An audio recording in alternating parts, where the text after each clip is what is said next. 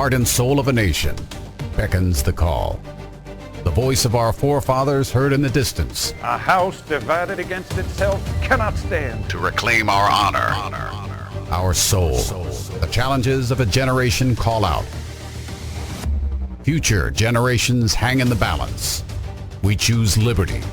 This is the voice of a nation. Of a nation. Of a nation. Of a nation. And now, Malcolm. Well, certainly if you've been watching, paying attention, you see these little mechanical things flying around in the sky. Some of them can be really small, relatively small. Others can be a decent size. We're talking drones today, drones. And, people buy them for Christmas gifts. They buy them for holidays, birthday gifts, that sort of thing. It's a very novel sort of thing to have a drone. So we've seen this technology now for some years. It's been coming.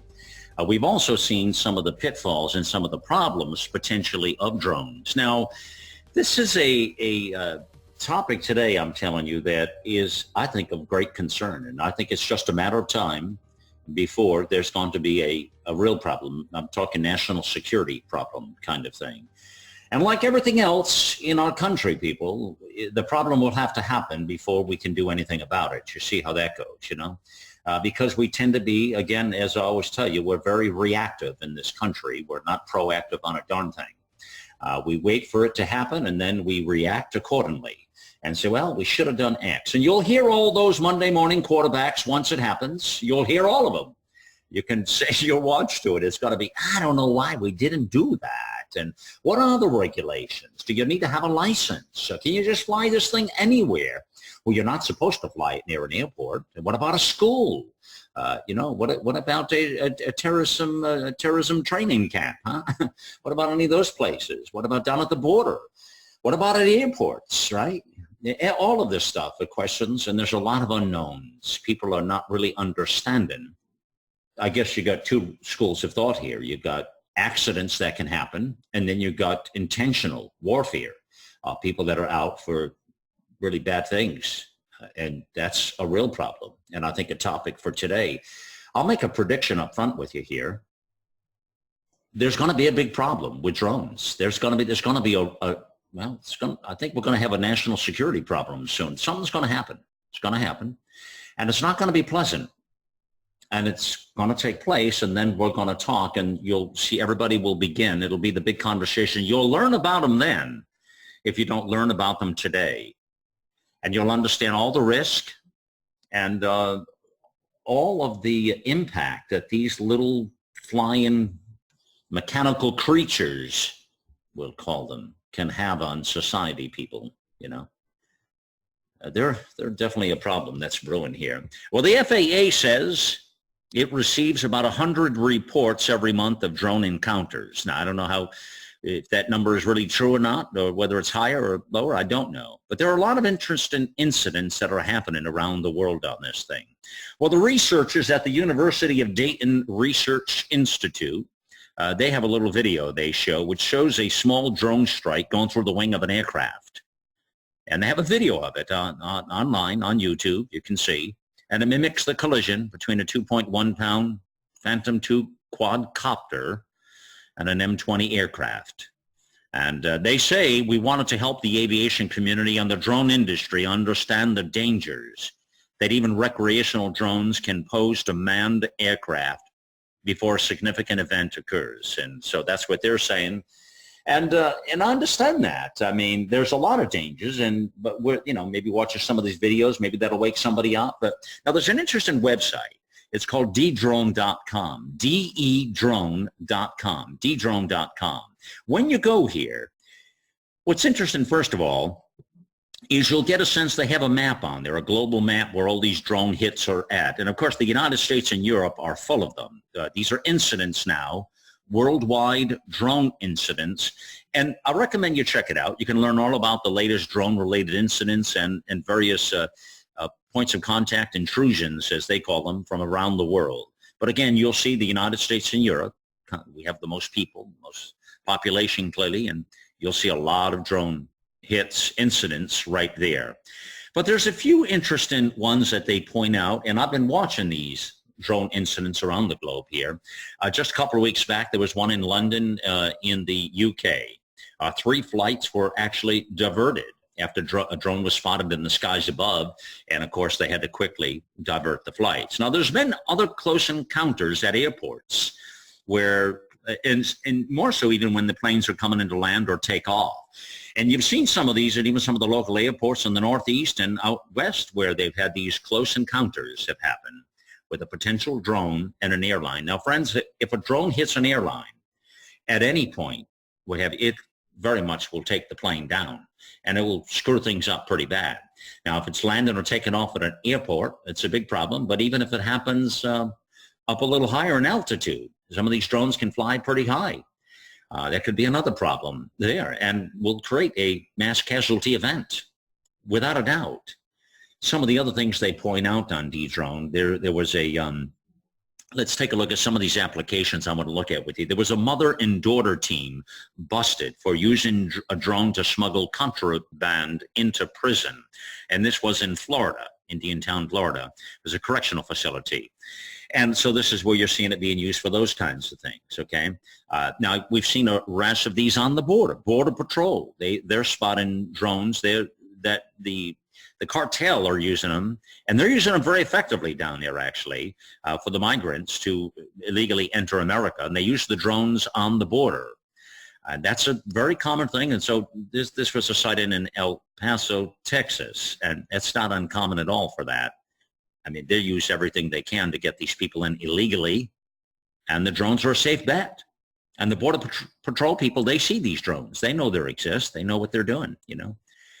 There was in California, there was some schools that were seeking a ban on the drone flyovers because the drones are flying over the schools and they're nervous. They don't know what that's about. Well, to say the least, you know. Have you ever been to Fenway Park? By chance, was you there on April 11th this year? In that particular stadium there was a drone that flew right into Fenway Park during the game. This is as the game is going on. Now, can you imagine if a drone comes in and it's got some chemicals on there or weapons of any kind, some sort of a firing weapon or a chemical or a ricin attack or some sort of a problem in a stadium full of people? You'll have a mass casualty event immediately. And that's what it probably will take to understand this whole problem with drones. I mean, what do we do? And there was another one in Michigan, mid-Michigan. There were close calls between drones and aircraft at the Bay County, at that airport there in Michigan. There's been a lot of those. There's been a rash of those, actually. Another report there on April 8th, the woman says she doesn't know who was flying drones in her backyard, and was reported that they were up to bad things in Houston, Texas. The drones were seen peeping around, Iowa, and some counties in Iowa, Fayette County in Iowa. Prisons are seizing their drones to get the drugs in and out of prison, you know. There was even a report, I remember the story on this, the NYPD cop that was hit by a drone at a funeral. I remember that story in the news when that happened just a few months back here.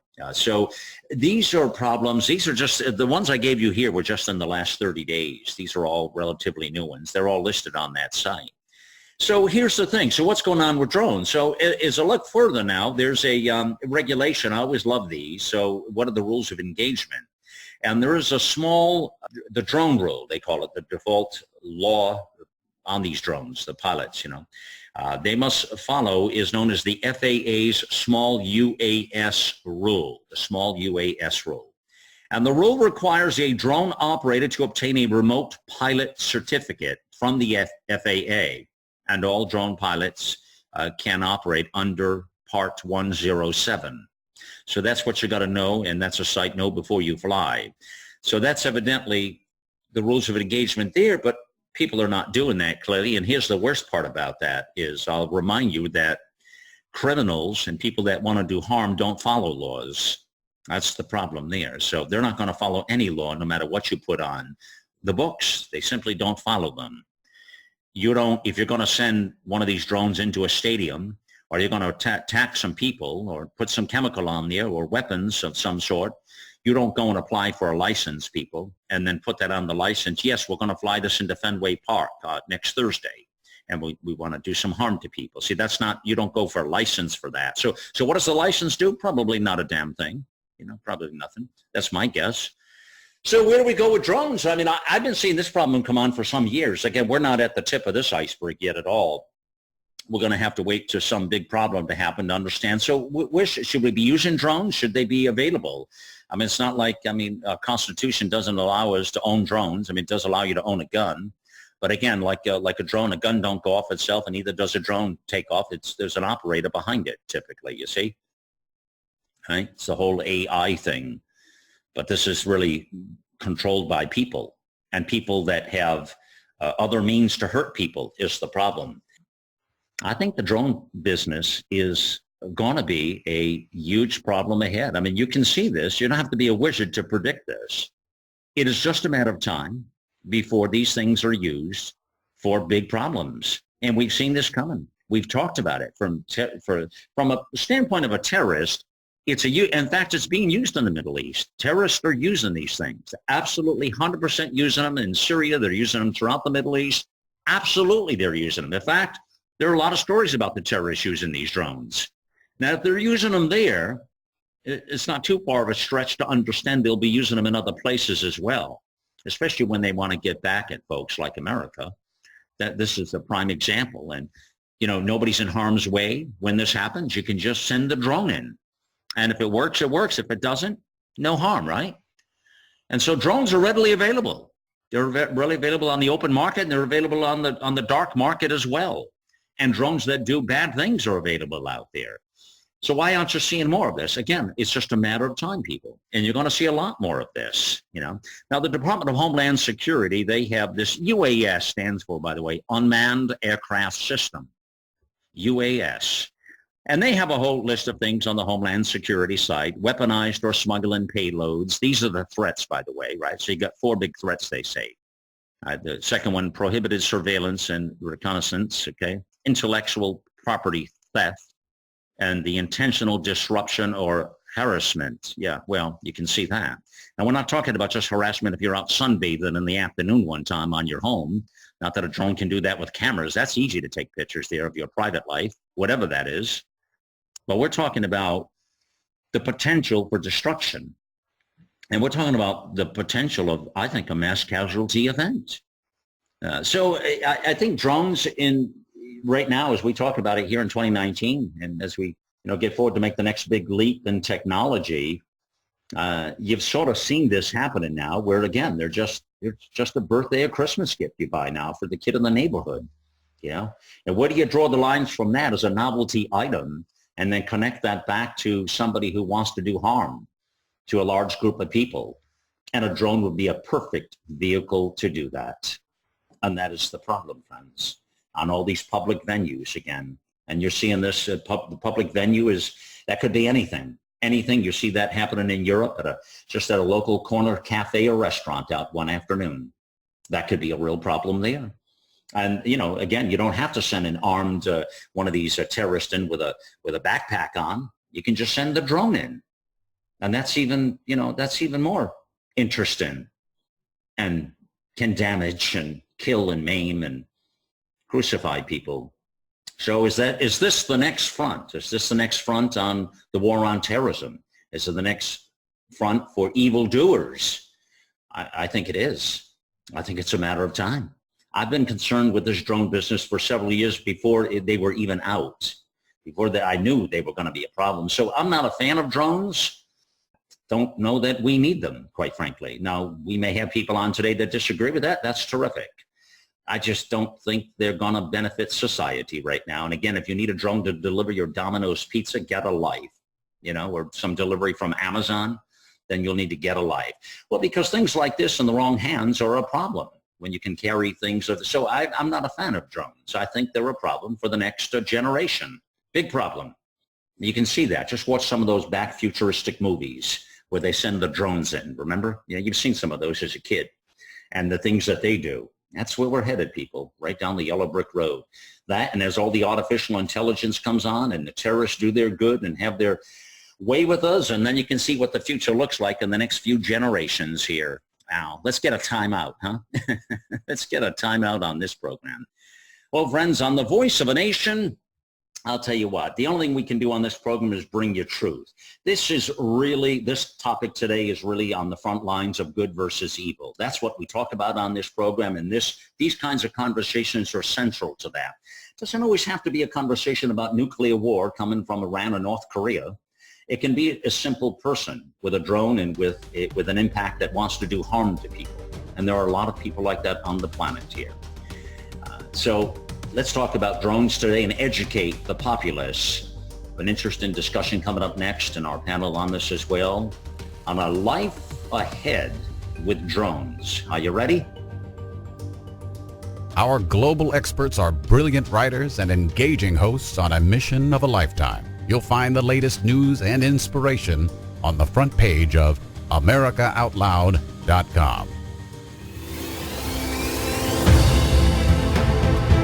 The goal is to deliver a message of truth, inspiration, and hope to the world, to unite people from all backgrounds and beliefs in an effort to advance humanity. News blogs, informative podcasts, and entertaining videos. It's AmericaOutLoud.com, where the conversation never ends, with 24/7 streaming on our free apps on both Android and Apple.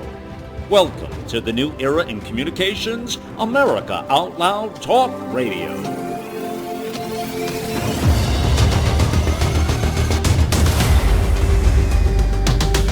I'd like you to meet today Thomas Banks. He's a serial technology entrepreneur, innovator, and disciplines ranging from healthcare to mobile gaming. I see this as a problem coming. I don't see where this whole drone thing is going, but I see nothing but problems ahead. Tell me I'm wrong. No, you're not wrong. The fact of the matter is, if you're your average run-of-the-mill Luddite, we don't need any technology. But the fact is, just because we can do something, in my opinion, doesn't always mean we should. You know, I think back to Martin Cooper, the inventor of the cell phone. If Martin Cooper was alive today when he invented the phone in '73, I think he would be really questioning the logic of his decision, since 10,000 people a year die from cell phone related car accidents. So we create a technology that has great benefit, but 10,000 people a year are dying.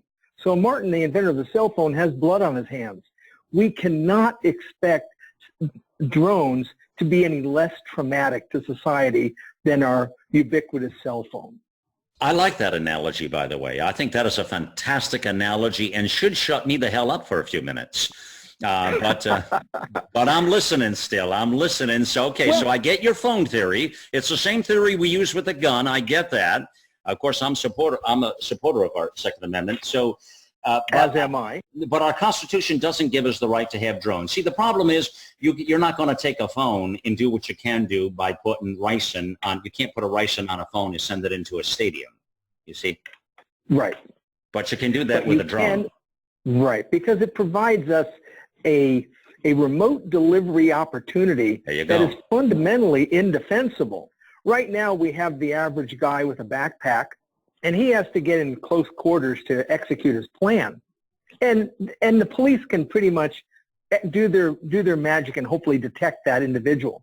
But imagine 10 of these motivated people, each 5 or 10 miles away from ground zero, sitting in their little mom's soccer van out in the park somewhere at the twilight of the evening, and on cue, they each release a drone from the sunroof and they drive away.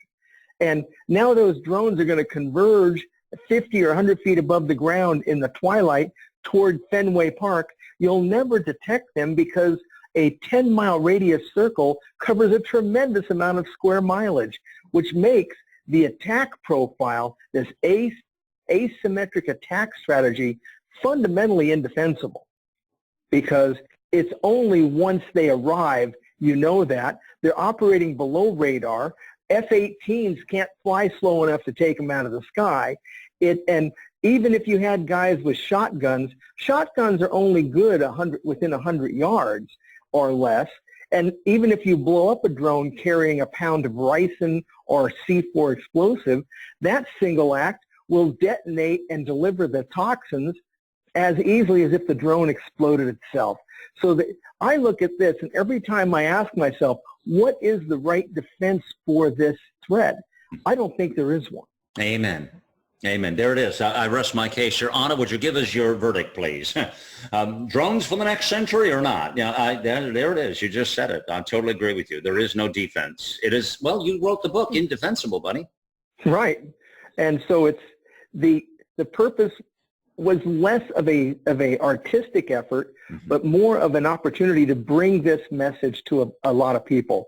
I have over 66,000 Twitter followers who share our opinion. And this isn't about hating Trump or hating Pelosi. This is about technology that is going out of control. Now, robots are nice, but the people that don't get to go to work flipping hamburgers any longer don't think robots are nice. And I agree with you. If you need to have an autonomous car or a drone deliver your pizza, it's time to rethink the value of your time in your life versus taking jobs away from individuals that simply may not have any other choices. And so technology doesn't always have to be the right answer. It's an issue of the value over the unintended consequences. The unintended consequences can be economic, can be health, can be anything.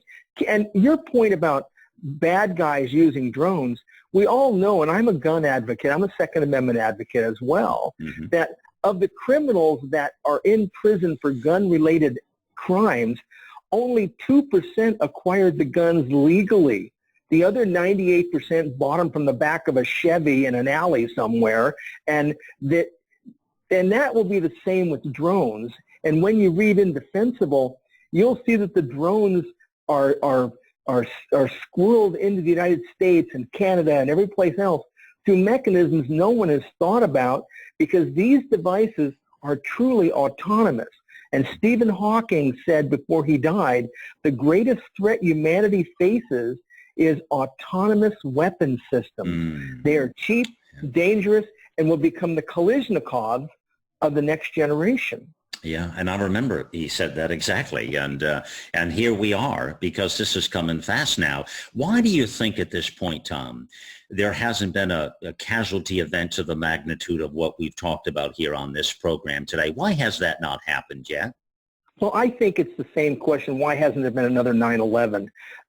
Terror is about disruption and keeping us, uneasy and on edge. There will be an event.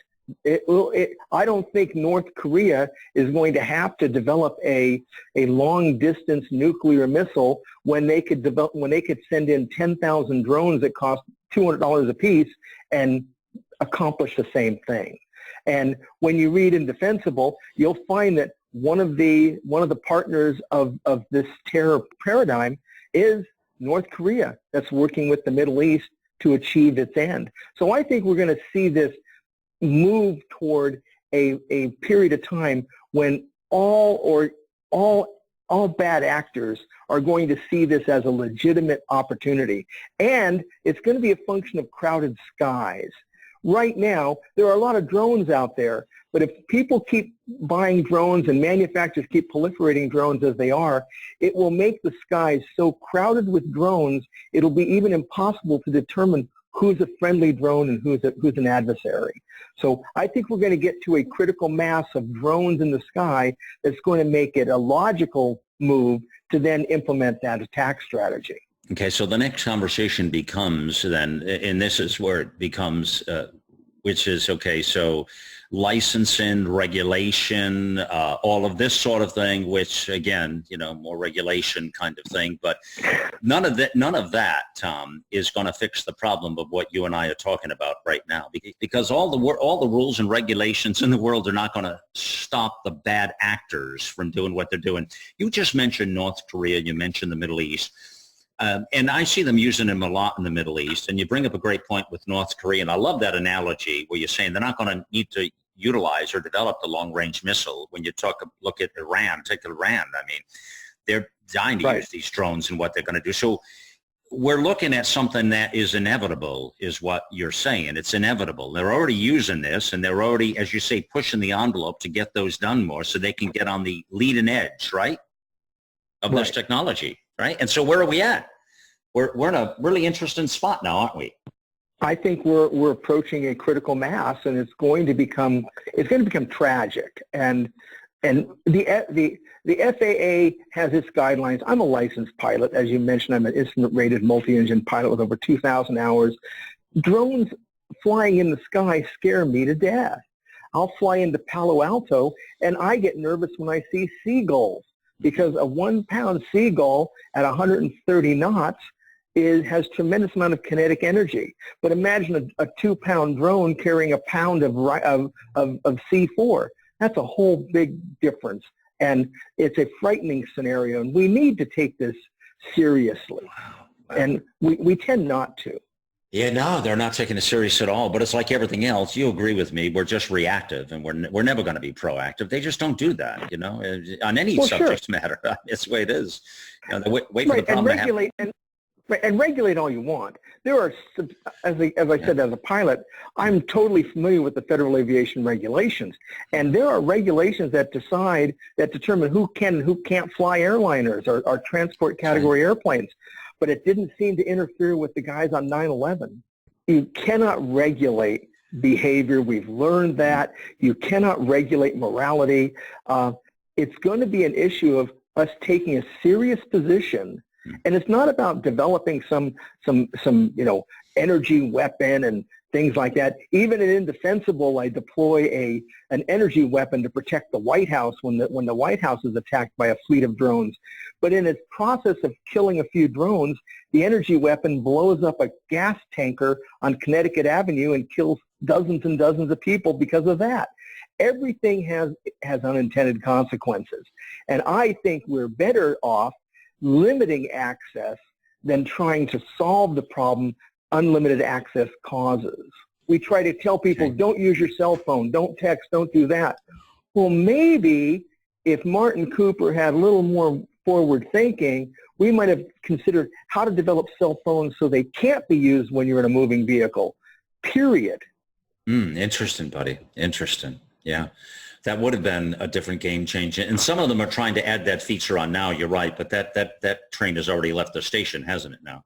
Absolutely. And now that you have so many manufacturers from all over the world, unlocked phones, all you need is a SIM card. And I believe Hillary Clinton has a few extra SIM cards if we need them. So you just need a SIM card and an unlocked phone, and it doesn't have to have a motion sensor, doesn't have to have anything. So Betty can still continue to make her phone calls and text her messages, or John can keep, talking nasty to his girlfriends. I don't know what people do on the cell phones in the car, but it scares me to death when I'm driving down the freeway when I see someone clearly, multitasking. Right. With a multi-ton vehicle in their grasp, nonetheless, because, I remember that saying years ago, Tom, where you remember back in the Cold War days, as a young boy, they were saying the Russians always said the best way to defeat America is just buy them all a new Cadillac. They'll kill each other. Absolutely. I mean, we multitask crazy on the roads. We don't understand the risk sometimes involved, and life is so precious, and a lot of lives are taken prematurely from stupidity, no question. So this drone thing, then, there is no simple answer for this, is what you're telling me, buddy. There is not, but there is benefit from being aware, and that's why I wrote Indefensible. Well, let's talk about that. Oh, sure.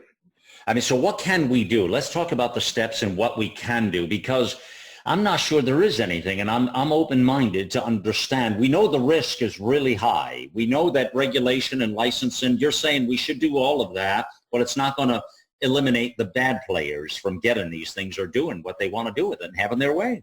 So, no, not at all. The fact of the matter is, it's about access, and with all the nice pilots flying their drones on the Part 107, God bless them, and I hope they're making some money, doing real estate reviews and things like that. Mm-hmm. But there isn't a way to regulate that really. When we fly an airplane, we fly from an airport. We might have the FAA that does a ramp check. We have tail numbers that people can read. It's pretty logical. But if you give a tail number to a 2-pound drone and it explodes, who owned it?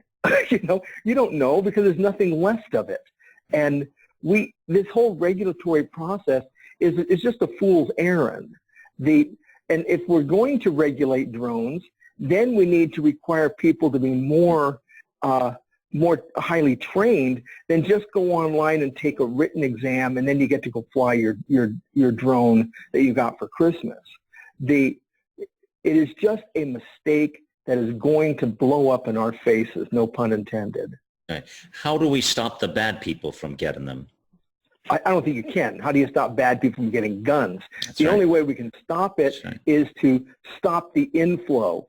You know, so many drones are made in China. Maybe we just shouldn't allow drones to be imported any longer. But the sad fact is, Malcolm, just as you went on YouTube and saw some videos of drones, it doesn't take much to dig deeper and see drones that people made at home with a $5 Pi computer. That's right. And Lego blocks. Yeah. Well, not only that, Tom, but there's a black market for everything as well. So everything can be purchased, no matter what it is. No matter how illegal it is and how much you overregulate it, right? I mean, every substance to mankind can be purchased or made. Right? Absolutely. And when it comes to rice and poisoning, all you need is some castor bean plants in your backyard, and now you're Walter White of Breaking Bad, and you can have all the ricin you want. Right. So, you know, it almost, what I start to think about, Tom, is that, you know, with everything we're discussing in this bigger picture, I mean, I almost get the sense here, and talk to me about this if you agree or disagree with me and what this means, but I almost get the feeling or the sense, and not with several conversations I've had recently, that we may very well be the last generation to be at a point of any common peace, decency, any normalcy of what we considered life back in the 20th century. And in the 21st century here, we're probably at a point where life is going to change rapidly now over the next 50, 100 years. And it's a life that I'm not sure I would want to even be here to embrace. What do you think? Well, I think that's a really astute observation. If you remember the movie Contact with Jodie Foster, written by Carl Sagan, That's right. When she was asked by the committee, what would you say to these aliens if you had a chance to meet them? Some people said, where's God, such like that. Her question was, how did you do it? How did you survive this infancy through technology without destroying yourselves? We survived the Cold War. We survived nuclear proliferation. We've survived that, and I don't think we survived it through the genius of our leadership, but yet for the grace of God for some reason. There was a time, I was up at Vandenberg Air Force Base a couple of years ago with my son, and we were on a tour, and they said there was a time during the Cold War when America had enough nuclear warheads that would fill boxcars from San Diego to New York. How did we survive that? Where was the Coca-Cola spilled on the keyboard? Where was the failure mode that the fail-safe didn't back us up? We survived that somehow, but that was even when technology was in the hands of very few, the government. But now we have technology that's in the hands of everybody, from social media, which has drastic consequences to society, all the way down to drones, which you can use to kill people with impunity, or deliver drugs, or feed convicts so they can get more of what they need in prison. Whatever your agenda is, the technology empowers it. We're in a fascinating time, but I think it's because we're at a higher risk now because we've democratized technology when 50 years ago it was just in the hands of the government. Yeah. I'll tell you what, this fight of good versus evil is front and center in all of this, Tom. I mean, it's just here. And there's no way to extract evil from the planet. It's part of humankind. It's here. It's going to be here. It's not changing tomorrow, you know? Evil's part of our character, where it's part of what the world we live in. And if there is no other answer that counters evil, if there is no other answer, then the whole thing is just a waste of time. There's always a counterbalance to everything. There's a yin and the yang. There's plus and minus. So it can't just be evil, because that would fly in the face of an orderly universe as far as I'm concerned. Yeah. And And so I'm a man of faith. I believe there is the alternate to evil. Yeah. But we may not be the beneficiaries of that in the near future. Right. Well, I don't know. I mean, if we have something to say about it or do about it, we can and we will, right? Right, but it requires us as a collectively to stand up and say, just because you can have a drone doesn't mean you need a drone. And guns, the right to own firearms is articulated in the Constitution, but drones are not. And sometimes I can't go out and build an airplane and fly it in the airspace without approval from the FAA. Right. And the drone should be just as controlled. And it shouldn't be everybody can fly a drone that can go hundreds and hundreds of feet in the sky and carry pounds. All right, so as I connect the dots here, then I have a better sense now from you that you believe this open market of drones could and is a problem, because you even mentioned earlier we won't be able to distinguish the difference between good drones and bad drones. And I got that, and then I heard you with the regulation piece, and I heard you with the rest of it. So if we connect all those elements, you are suggesting, Tom, that you believe that you believe in regulated product, and which we both agree is not going to stop the bad characters, those evil people, but at least we'll be able to identify them more readily, maybe, or do something about it. Yeah. Well, that is the idea, hearkening back to the Scarlet Letter, when she wore her A on her chest, so you could tell who the good from the bad. But if there's 10,000 happy drone flyers on a Sunday afternoon over Central Park, and then there's 3 bad guys, you do the math. Yeah, I know. I got to tell you, we've never spoke before today, and I absolutely love the way you think, buddy. Love the way you think. And you're very kind. You play counterpoint and counter in your own mind the same way I do. A lot of people think I'm thinking one way, and I'm not, because I throw it out there. And you're unique in that way as well. So it's such a thrill to be able to connect with you. I like the way you think. And the whole process of this program, Tom, is to get people to think, you understand. It's to get people to think and to understand the dangers and the risk and where this fight of good versus evil really is. And I think we've identified that here with drones in a big way here. So I want to remind people here, your book, Indefensible, is available. You wrote it a couple of years back. I'm sure it is on Amazon, as all good books are, correct? Yes, it is. Yeah. And so you will also find it then, friends, in the America Out Loud bookstore. Indefensible. We put all of our top guests, all of our books in there. You'll find it there. That'll allow you to purchase it easy with one click right through Amazon. Absolutely. And that way people can read it and see. And you're right. And tell me real briefly, you've got another book following that up. What's that called? Indefensible Dark Sky. It takes the indefensible theme to a whole different level that's even more frightening than what we have. Well, that's based on what we're talking about here, brother. So you're just, right. This conversation is central to that book. I mean, right? Absolutely. And I invite everyone to come and visit us and join me at Twitter at DroneOn1. That's DroneOn and number 1. And join 60,000+ followers who are in dialogue with respect to this threat. Yes, it is a threat. Yeah, it is a threat. Yeah. And we need to wake up to it. This is, burying our head in the sand is not going to solve it. Worrying about human rights isn't going to solve it. This is not a civil rights issue. This is a public safety issue. Period. Yeah, that's it. All right, Thomas Banks here. And listen, I like the way he put it out there, people, looking at the pros and cons and all of this, which is really something we got to do. I also like the part where he puts it back into faith. I really enjoyed that shift where we shifted it back to faith, to good, the fight of good. Because that, at the end of the day, is really all we got. If you really think about it, people, it's really all we got is that good, is the faith. And that faith, we have to execute on that faith now. So that means all of us have to be on those front lines. If we have any intention of leaving, what's ahead here to this generation, we say all the time, we're going to leave this for the next generation. What are we leaving? Well, this is a perfect case to this right now, this conversation today. I find the whole drone conversation extremely fascinating, and I've been following it for some years now with great anticipation of what is to come, and a bit horrified at the same time of what might become. Knowing how humankind is and knowing how how human beings can, use it for not good, it makes me concerned, on alert, if you will, to what might happen. I'm just worried about these, like I was saying about the Fenway Park, these mass arenas and stadiums and events like this, something we really need to be aware of.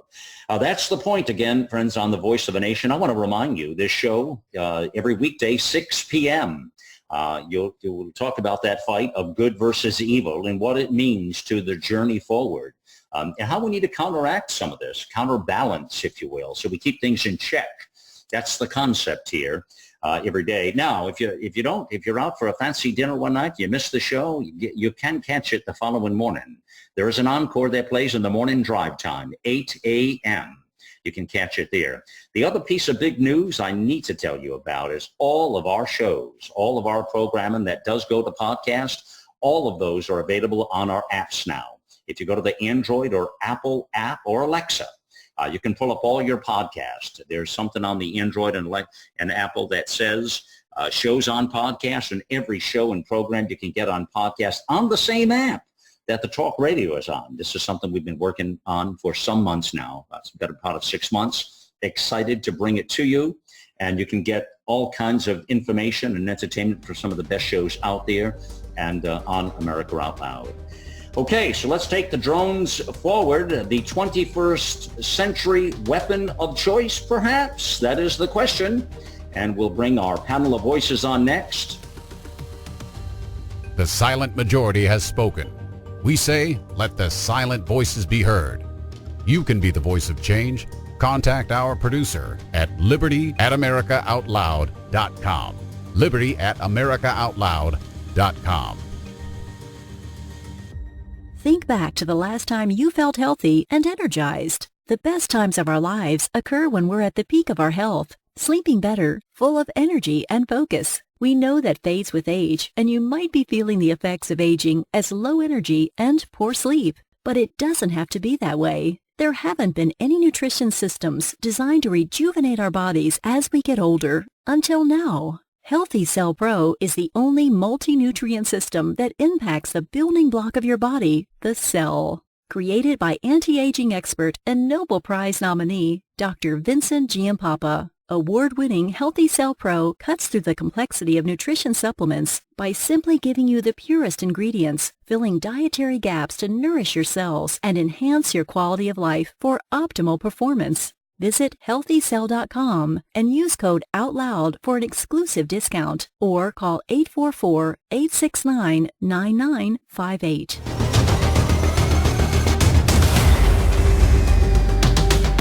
We're back here with our panel of voices. Dennis Santiago is here. He's an American strategist, a philosopher, patriot, and always has an optimistic viewpoint. We'll see how he'll put it out there in the fight of good versus evil, people. Also, Jim McKay is here. Jim is a political analyst. He's a commentator, radio producer here at America Out Loud.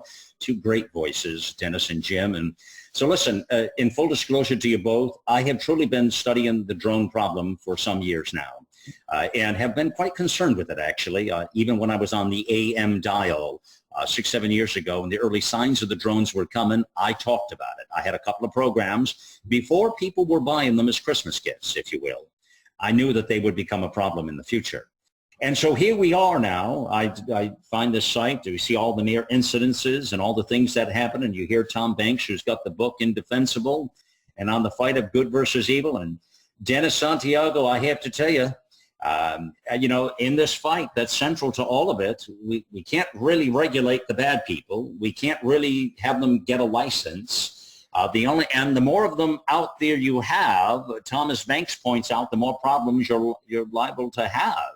So what's the answer, do you think, in the future of drones in America? Well, if you look at where drone technology is currently going, as the ability for drones to basically lift more weight We've gone from basically small drones. Now we're getting into commercial drones. So the weight, the carrying capacity of these things is increasing on the commercial side. As far as, when I look at drones, you always have to remember that there's only one entity on this planet that has killed a lot of people with drones, and it's the United States of America. And we are the leaders in weaponizing drones. Now stop there a minute. I want you to explain to people. I like what you just said, because that's a moment of truth. But I want you to explain to we the people, please, specifically what you mean by that. Well, in the world of drones, the United States of America operates a series of military drones that are equipped with missiles that are used to attack people around the world. Okay? We've learned how to do that. We are the pioneers in that technology. Now, what does that mean for us? It means we are, at least on part of our infrastructure, more aware of how these things are used and what the technology goes along with them. We've also fought people that have tried to use drones against us, in particular in the Middle East, where people, if you hear about it, they're called shuttlecock bombs. Basically, they take a grenade, they attach a shuttlecock to it, and they fly it off on a drone that has the carrying capacity. They used them heavily in Syria, and they were highly inaccurate in that world, but they are there, and military drones are a very big piece of how things are going in these days. The Russians developed a tank that actually has, for the first time on it, an automatic drone killer gun that sits on top of the tank. So it's not like we don't know that this stuff is there. What people are worrying about now, how drones could be used in civil society where people could just pick up and use them. And they're going to get their ideas by watching what the military organizations of the world are doing with them. I would say the place that you really want to watch the most is the world of robotic weaponry that is beginning to evolve in places like India and Pakistan. Yeah. You bring up some really good points. Jim, let's talk about what Dennis puts out there. He really just opened up the conversation in a big way and he made me think that pause there where he said, we're talking about good and evil, and he says, well, we've actually killed more people and used more drones out there than anyone. And then my mind did a quick flip, and I thought, so are we using them for good? And do we go after evil because we're good, or are we using them for evil purposes? Because you can never really count on this government as well doing what we need them to do, Jim. How do you answer that question? It's, technology is a problem, and it's been for 100 years probably now. And do we use them for good and evil? The drones aren't covered by Geneva Convention. Obama conducted a lot of this remote control video game warfare is what I call it, with drones. Trump is doing it too. Yeah, it's a disconnection from the fighter on the battlefield, from the opposition, from whoever they're fighting, and yet these drone operators are actually having PTSD syndromes also, thinking about it. And, I go back to when we started creating weapons of mass destruction, the atomic bomb, and, Oppenheimer, who was a scientist, and all these devices are created by scientists and engineers. I'm an engineer, electronics, physics, and things in the background, but you create cell phones, they get weaponized. You create drones. I built model planes as a kid. Those were a lot of fun to fly. We used to go out and then when you got remote control, it became really fun. And now you have these drones, and like you say, they started as toys. Now they're weapons. You can't control the sale of them. You can't control the proliferation or model builders getting parts. Bomb building is described in a million instances on the web. So what does the future look like with drones then? If we can't do any of what you just said, we can't regulate, we can't really do any of this. So what do you predict it looks like ahead with drones? They're going to be the weapon of choice, I think, of the terrorists in the next 10 years or more. So you say, well, it's the old adage, how do you cut the head off the snake to stop from getting bitten? So you have to go after the terrorist and not the machine. I mean, the same thing with crime. You can't go after the gun manufacturer. You have to go after the criminals. Right. That's a great point. Technology just makes it harder and harder. Yeah, no, it's a valid point. You make me think on a few different levels there, Dennis. I mean, it really is. He's right with everything he says there, and you would agree with that as well. It's not the gun itself, it's the shooter. It's the person behind it. Clay, it's the same thing here with drones. But we know we can't do a lot of that, and yet we're seeing these cast of characters. Jim says we have to go after them, which is what we're doing, I guess, with all these bad cats we're fighting all over the world. But this fight of drones is coming. Like he says, the next 10 years are going to be probably make this thing come on steroids. And then you're going to see, I think, some mass casualty events. That's coming, right? Oh, every piece of technology that comes around is going to get explored for use for good and for bad. That is the nature of technology. It is agnostic. Okay. Okay. And so yeah, I can see these scenarios expanding and growing. And I mean, Malcolm, I used to be a nuclear war planner, and I was really good at it. Okay. So I can see how these things can grow. I can see how they're going to grow militarily, but I can also see, Malcolm, to counterpoint to that, these are technologies that can also do a lot of good. They are beginning to do a lot of good in the applications that are already being used at.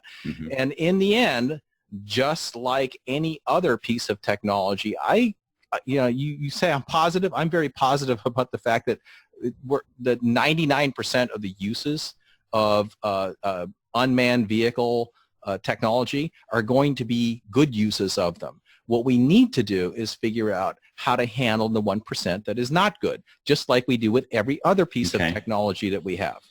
One of the things I think could happen here now, Dennis, one of the things that's going to take place is the public perception of this. Let me talk a moment about public perception, because the public typically embraces the technology or they do not.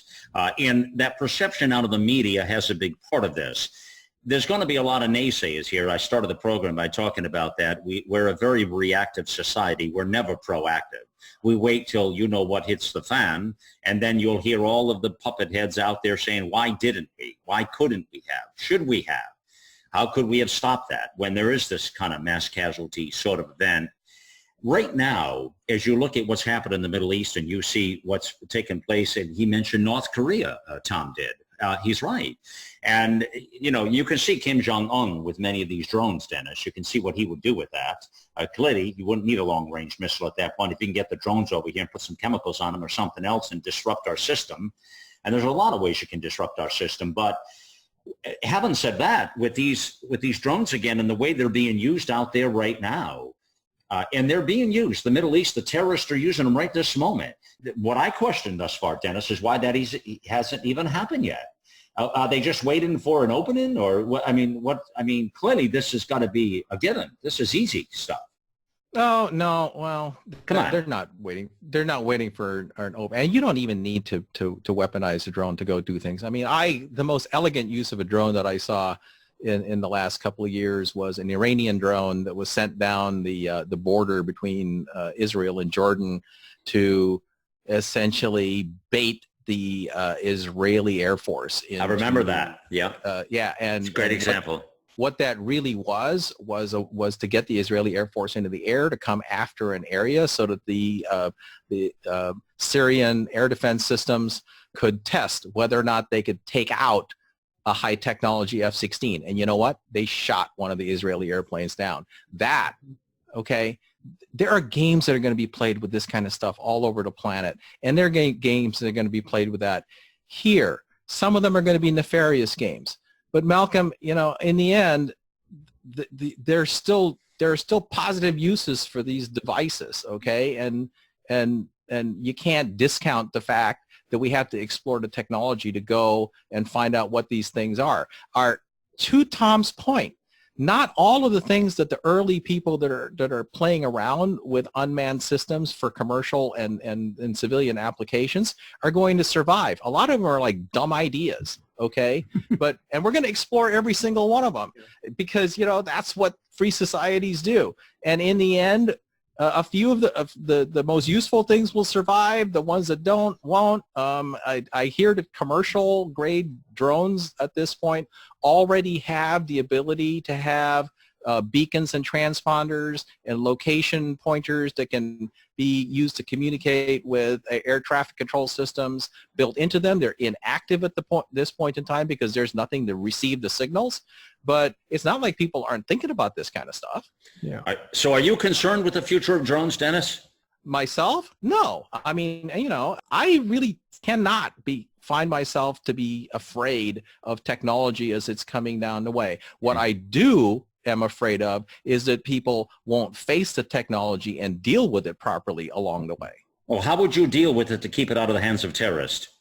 You basically cannot keep them out of the hands of terrorists. I disagree. I disagree with that. I think that, getting back to your argument on good and evil, Japan attacked the United States because they thought they were culturally supreme to us in World War II. Mm-hmm. Germany attacked and overran Europe, the same idea that they were better than everybody else.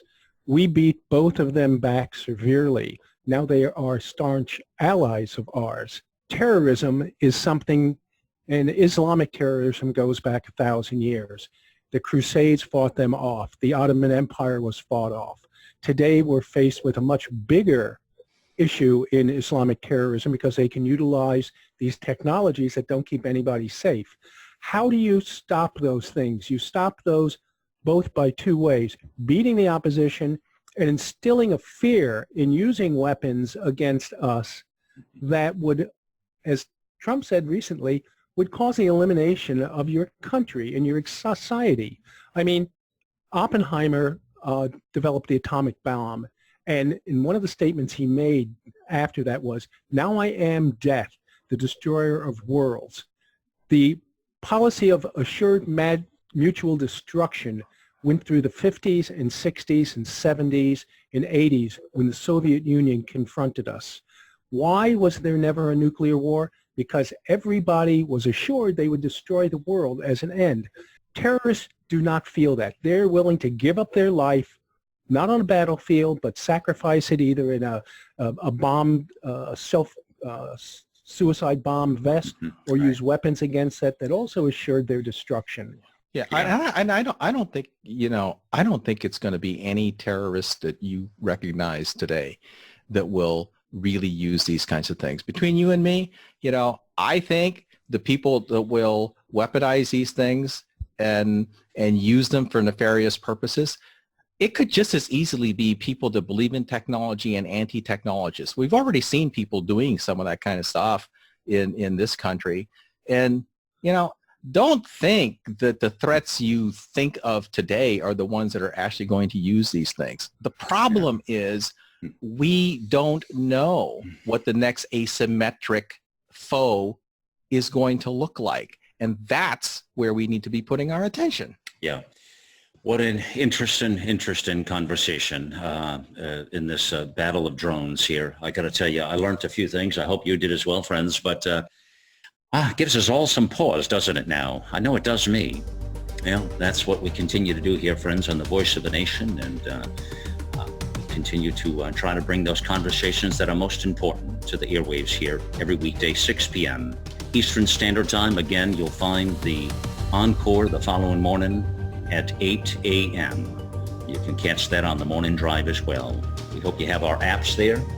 And listen, the message to we the people, it's time to get involved and get loud.